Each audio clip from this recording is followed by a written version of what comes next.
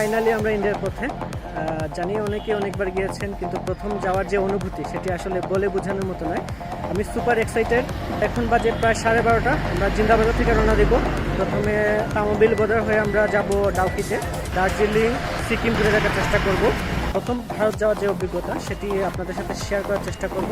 চলুন শুরু করি জার্নি।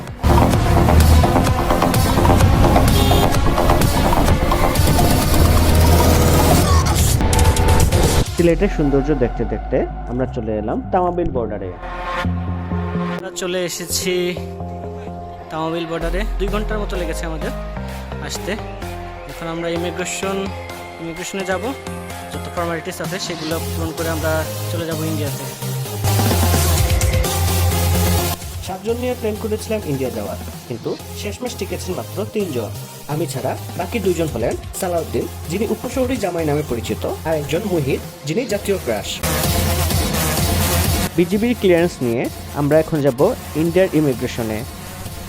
এখানে গিয়ে আমরা ভারতে ইমিগ্রেশন করব।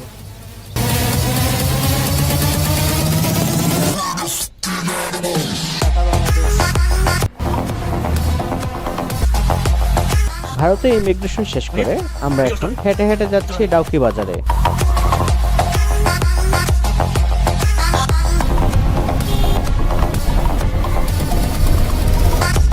ডাউকি বাজার থেকে গাড়ি ভাড়া করে রওনা দিলাম গুয়াহাটির উদ্দেশ্যে।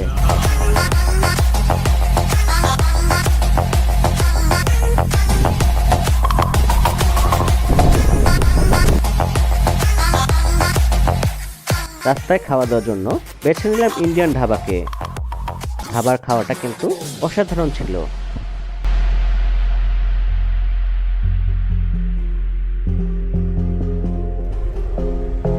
খাওয়া দাওয়ার পর্ব শেষে আবারও গুয়াহাটির উদ্দেশ্যে রওনা দিলাম। প্রায় 7 ঘন্টা জার্নির পর আমরা পৌঁছে গেলাম গুয়াহাটি রেলওয়ে স্টেশনে।